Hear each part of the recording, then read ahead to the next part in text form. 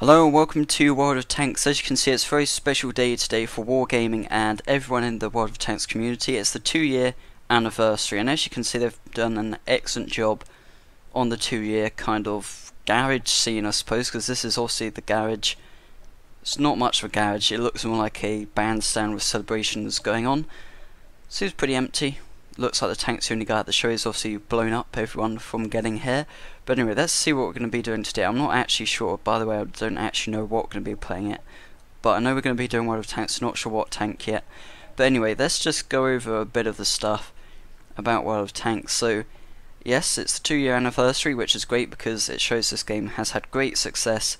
It also shows, just by this kind of scenery here, you can see the confetti, that Wargaming do care about this game. So there's been a lot of kind of negativity around this game recently. I mean, I know probably a few of you on the channel don't know, but if you go on the forums, you've got so many people who will be complaining, saying, oh, they need to sort this out, they need to sort that out. And yes, there are problems with matchmaking, there are problems with the teams, but at the end of the day, it's a tricky thing to fix, because adding some sort of ranking/rating system not only means that it's going to take a long time, because doing that kind of stuff does take a lot of work. In fact, they would have to change a lot of the code, which potentially could take away time from them doing other stuff. So instead of getting great stuff like this out, they could be working on stuff which could take ages.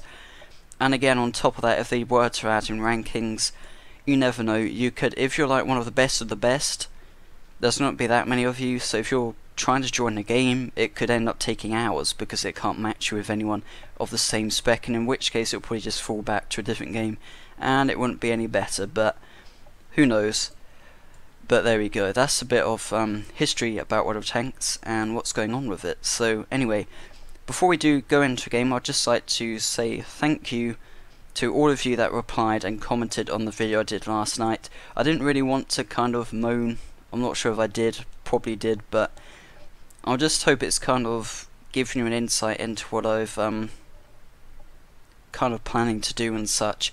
And especially I'd like to say thank you to Alpha, AT Alpha and Alpha Glitch Girl, because they were the main people who commented, in fact the only ones, but I'm not having a go.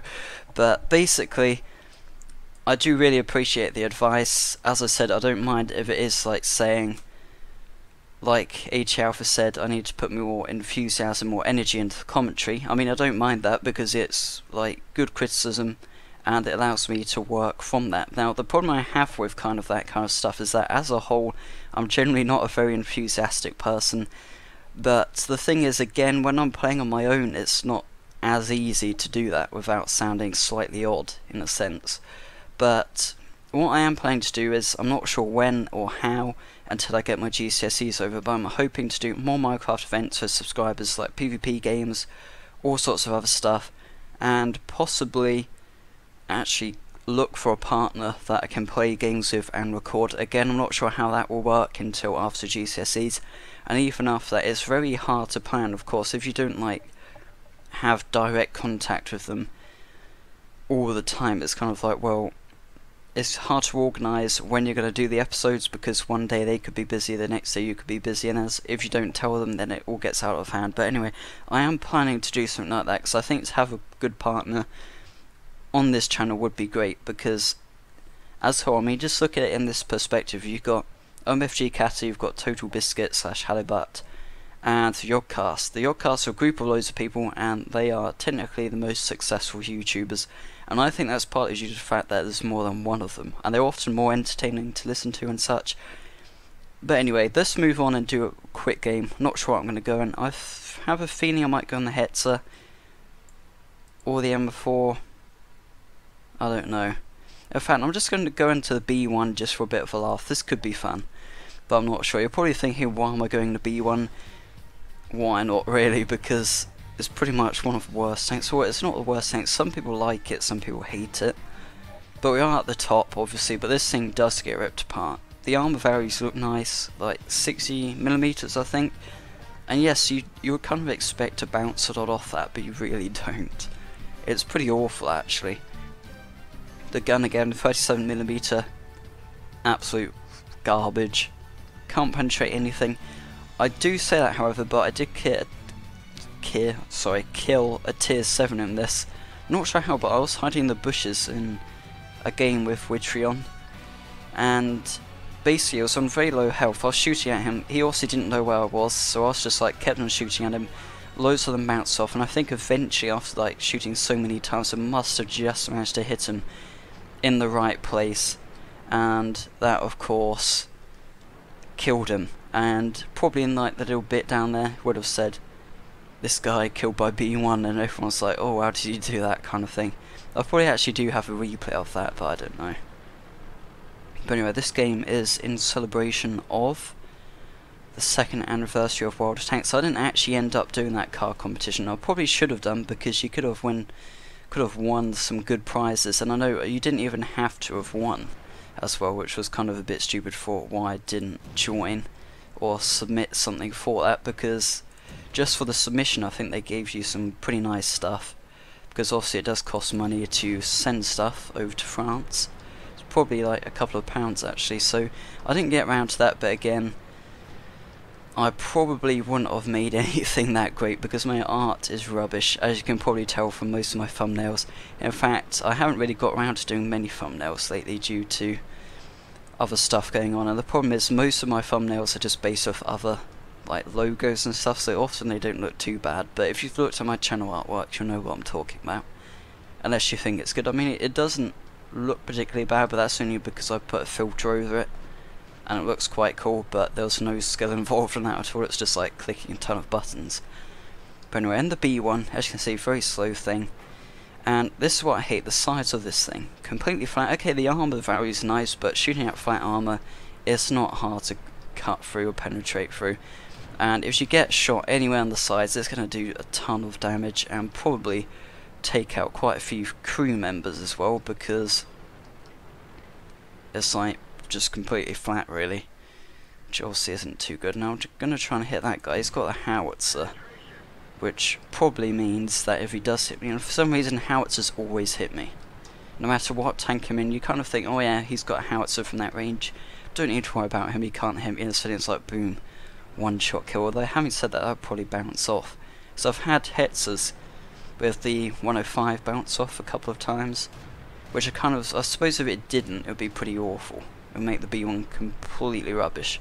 So if you got one-shotted by a hetzer in this, it would be pretty annoying. But again, I think it did pretty much one-shot with the next shot, because obviously high explosives have a lot worse penetration unless you're using anti-tank, which I've very oh, that must be the B1.